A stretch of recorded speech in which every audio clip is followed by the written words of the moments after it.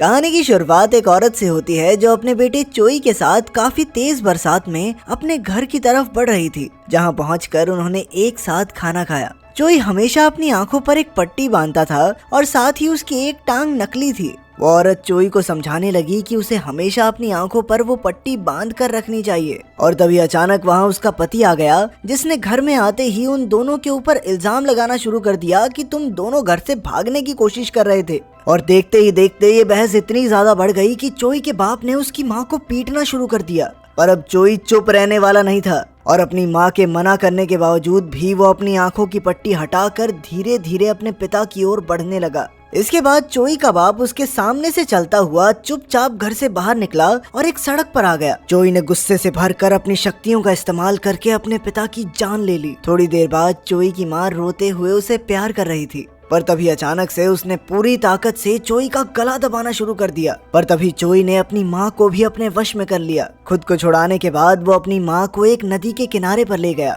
जहाँ पहुंचकर जब उन्हें दोबारा होश आया तो वो जोर जोर से रोने लग गई। असल में चोई की आंखों में एक खास ताकत थी, जिसकी वजह से वो सिर्फ किसी को देखकर ही अपने वश में कर सकता था। कई सालों बाद चोई बड़ा तो हो गया, पर अब उसे दुनिया में किसी से प्यार नहीं था और वो अपना ज्यादातर समय अकेले ही बिताता था। उसे जिंदगी में कुछ करने की टेंशन नहीं थी। वो बड़ी ही आसानी से अपनी शक्तियों की मदद से पैसे चोरी करता और फिर उन्हीं पैसों का इस्तेमाल करके वो दुनिया के अलग अलग बढ़िया होटलों में रुकता। उधर इमकबान नाम का एक लड़का कबाड़ खाने में काम करता था, जहां उसके सबसे खास दोस्त थे अली और बोबा। और अपना काम खत्म करने के बाद इमकबान अपने इन्हीं दो दोस्तों के साथ अपना जन्मदिन मनाने के लिए बाहर गया। पर वहां से वापस आते वक्त जैसे ही वो गाड़ी से उतरा तो एक तेज रफ्तार से आ रही गाड़ी ने उसे टक्कर मार दी, जिसके बाद उसे हॉस्पिटल में दाखिल करवाया गया। लेकिन अगले ही दिन इमकबान काफी तेजी से ठीक होने लग गया। लेकिन तभी उसे अपने दोस्तों से खबर मिली कि उसे नौकरी से निकाल दिया गया है, जिसे सुनते ही वो अपने लिए एक नई नौकरी ढूंढने में लग गया। और कई दिनों तक नौकरी ढूंढने के बाद उसे यूटोपिया नाम की एक दुकान के बारे में पता चला। असल में ये दुकान जुंगसिक नाम के एक आदमी की थी, जिसे वो अपनी बेटी यांगोंग के साथ मिलकर चलाता था। अपने और दुकान के बारे में जानकारी देने के बाद जुंगसिक ने इमकबान को बताया कि कैसे पिछले कुछ समय से उनकी दुकान से पैसे गायब हो रहे हैं और कैमरास लगे होने के बावजूद भी वो किसी को नहीं पकड़ पाए थे। अगले दिन जब इमकबान काम पर गया तो उसकी मुलाकात यांगोंग से हुई। उन दोनों के बीच काफी अच्छी बातचीत हुई और वो दोनों जल्द ही बहुत अच्छे दोस्त भी बन गए। उसी दिन अली और बोबा भी इमकबान से मिलने के लिए दुकान में आए, जिसके बाद वो सभी साथ बैठकर बातें कर ही रहे थे कि तभी अचानक से चोई वहां आ गया और उसने तुरंत ही सभी लोगों को अपने वश में कर लिया। अब उसकी शक्तियां बचपन के मुकाबले काफी ज्यादा बढ़ चुकी थी और अब वो एक साथ कई सारे लोगों को अपने वश में कर सकता था। इसके बाद उसने बॉस को तिजोरी से पैसे निकालने के लिए भेज दिया, पर तभी इमकबान को कुछ अजीब सा महसूस होने लग गया और तभी उसे एहसास हुआ कि वो अपने शरीर को हिला ही नहीं पा रहा। पर फिर भी उसने पूरी कोशिश करके खुद पर काबू पा ही लिया और अब इमकबान के ऊपर चोई की शक्तियों का कोई असर नहीं था। और अपनी आंखों से ये चीज पहली बार होते देखकर चोई पूरी तरह हैरान रह गया। पर फिर उसने इमकबान को रोकने के लिए अली और बोबा का इस्तेमाल किया, जिसके बाद उसने यांगोंग का इस्तेमाल करके उसकी पीठ में चाकू मरवा दिया। इमकबान ने फिर भी चोई का मुकाबला करने की कोशिश की, पर अंत में चोई ने उसके ही बॉस से उसे बिजली के झटके लगवा दिए। इस हादसे के तुरंत बाद इमकबान और उसके बॉस को हॉस्पिटल ले जाया गया, जहां इमकबान तो जिंदा बच गया, पर उसके बॉस की वहीं मौके पर मौत हो गई। उधर चोई को समझ ही नहीं आ रहा था कि आखिर कोई इंसान उसकी शक्तियों से कैसे बच सकता है। और इधर इमकबान और उसके दोस्त दुकान में लगे हुए कैमरास की फुटेज को निकाल ही रहे थे कि तभी चोई भी उस वीडियो को लेने के लिए वहां पहुंच गया। लेकिन इस बार वो अपने साथ कई सारे और लोग भी लाया था, जिन्हें उसने अपने वश में किया हुआ था। खतरा देखते हुए अली और बोबा तो तुरंत वहां से भाग गए, लेकिन इमकबान उस सीसीटीवी फुटेज को लेकर वहीं पर छुप गया। लेकिन चोई भी इतनी आसानी से हार मानने वाला नहीं था। उसने इमकबान पर हमला करना शुरू कर दिया और जल्द ही उनकी लड़ाई दुकान से निकलकर सड़कों पर पहुंच गई, जहां चोई बिल्कुल अकेला था। और अब तक इमकबान भी समझ गया था कि चोई को हमला करने के लिए लोगों की जरूरत थी और इसलिए अब उसने चोई का पीछा करना शुरू कर दिया। जिसके बाद वो लोग सड़क के किनारे पर पहुंच गए, जहां जैसे ही इमकबान चोई का सामना करने के लिए गाड़ी से उतरा तो कुछ लोगों ने उसे घेर लिया। वो सभी उस वक्त चोई के वश में थे और उसी के कहने पर उन्होंने इमकबान पर हमला कर दिया। पर इससे पहले कि वो इमकबान को खत्म कर पाते, उसने अपनी इलेक्ट्रिक गन से चोई पर हमला कर दिया, जिसके जबरदस्त झटके की वजह से उसका ध्यान भटक गया और इसी मौके का फायदा उठाकर उसने चोई के मुंह पर कपड़ा डाल दिया ताकि वो किसी को देख ही ना सके।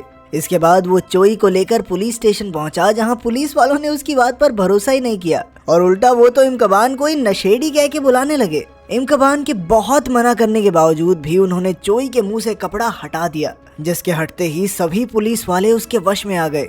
चोई ने सभी पुलिस वालों से इमकबान पर हमला करवा दिया, लेकिन फिर भी वो पुलिस स्टेशन से किसी तरह बचकर भाग निकला। इसके बाद इमकबान सीधा रेलवे स्टेशन पहुंचा, पर चोई अभी भी उसका पीछा कर रहा था और जैसे ही इमकबान उस पर हमला करने के लिए आगे बढ़ा तो चोई ने वहां मौजूद सभी लोगों को अपने वश में करके उसे वहीं रोक दिया और अपनी इसी कोशिश में चोई ने एक औरत को अपने वश में करके उसके हाथ में मौजूद बच्चा रेलवे ट्रैक की तरफ फेंकवा दिया। एक ट्रेन काफी तेज रफ्तार से उस बच्चे की ओर बढ़ रही थी। ये देखते ही इमकबान उस बच्चे को बचाने के लिए ट्रेन के सामने कूद गया, जिस वजह से उसे काफी ज्यादा चोट आई और उसकी ये हालत देखकर चोई उसे वहीं रेलवे स्टेशन पर मरने के लिए छोड़कर अपने होटल के लिए निकल गया, जहां पहुंचकर उसने देखा कि उसका कमरा पुलिस वालों से भरा हुआ था। पर उसने हर बार की तरह अपनी शक्तियों का इस्तेमाल करके सभी पुलिस वालों को अपने वश में कर लिया, जिसके बाद उसने उन सबके दिमाग से खिलवाड़ करके एक दूसरे को ही गोली मरवा दी। वहीं दूसरी ओर हमने देखा कि इमकबान इतनी ज्यादा चोट लगने के बावजूद भी काफी जल्दी ठीक हो गया था। असल में उसके पास हीलिंग पावर थी, एक ऐसी खास शक्ति जिसकी मदद से उसका शरीर खुद ब खुद तेजी से ठीक हो सकता था। पर अब इमकबान समझ गया था कि चोई अपने फायदे के लिए बिना सोचे हजारों लोगों की भी जान ले सकता है और इसलिए उसने सोच लिया कि उसे चोई को खत्म करना ही होगा। इस काम के लिए उसने अली और बोबा को भी अपने साथ प्लान में शामिल कर लिया, जो अपने दोस्त की बात पर भरोसा करके तुरंत ही तैयार भी हो गए। अब प्लान के मुताबिक अली ने एक खास वैन तैयार की, जिसमें उसने एक फ्लेयर गन भी लगाई थी, जिसकी मदद से वो चोई को कुछ वक्त के लिए अंधा कर सकते थे। उधर पुलिस का ध्यान धीरे धीरे चोई की तरफ बढ़ता जा रहा था, पर जैसे ही वो पूछताछ के लिए चोई की माँ के घर पहुँचे तो उसने तुरंत ही सभी को खत्म कर दिया, जिसके बाद वो अपनी माँ को भी मारने के लिए गया, लेकिन वो ऐसा कर नहीं पाया और ऐन वक्त पर अपना मन बदल कर वहाँ से चला गया। साथ ही उसने बैंक से चुराए हुए पैसों का कुछ हिस्सा अपनी माँ के लिए भी छोड़ दिया। उधर वो तीनों वैन में बैठकर पूरे शहर में चोई को ढूंढने में लगे हुए थे कि तभी थोड़ी देर के लिए इमकबान की आंख लग गई और जैसे ही उसकी आंख वापस खुली तो उसने देखा कि बोबा चोई के वश में आकर अली पर हमला कर रहा था। वो तुरंत ही समझ गया कि चोई आसपास से उन्हें देख सकता था और इसीलिए उसने गाड़ी से उतरकर उसे ढूंढना शुरू कर दिया। फिर अचानक से उसे चोई की एक झलक दिखाई दी, जिसका पीछा करते हुए वो एक इमारत में पहुंचा जहां चोई ने पहले से ही काफी सारे लोगों को अपने वश में किया हुआ था। इसके बाद चोई ने उन्हीं लोगों के जरिए इमकबान से बात करना शुरू कर दिया और उसके मुताबिक सबकी मौत के पीछे सारी गलती इमकबान की ही थी और वो कहने लगा कि इमकबान की गलती की वजह से इतने सारे लोग मारे गए क्योंकि उसने बिना बात चोई के काम में दखल अंदाजी की थी। वो आराम से चोरी करता था और चला जाता था, लोग मरते तो नहीं थे ना कम से कम। अपनी बात खत्म करने के बाद चोई ने एक एक करके सभी लोगों को नीचे गिराना शुरू कर दिया, जिसे रोकने के लिए इमकबान चाहकर भी कुछ नहीं कर सकता था। उस इमारत से बाहर निकलते ही अली और बोबा ने अपनी फ्लेयर गन से चोई पर हमला तो किया, पर इसका कोई खास फायदा नहीं हुआ और उसने उन दोनों को भी अपने वश में कर लिया।